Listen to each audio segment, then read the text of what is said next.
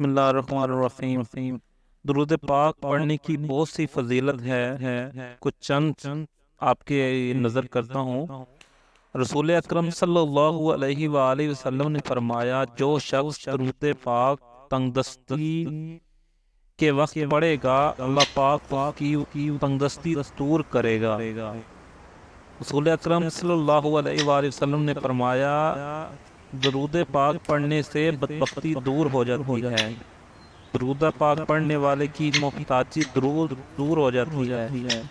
درود پاک پڑھنے سے بھولی ہوئی چیز یاد آ جاتی ہے، درود شریف پڑھنے والا پل صراط سے آسانی سے گزر جاتا ہے، درود شریف کی برکت سے مسلمان ظلم سے بچتا رہے گا، درود پاک پڑھنے والا موت سے پہلے اپنا مکان جنت دیکھ لیتا ہے، درود پاک پڑھنے والے کو جنت میں کثرت سے بیویاں عطا ہوں گی، درود پاک پڑھنے سے مال میں برکت ہوگی،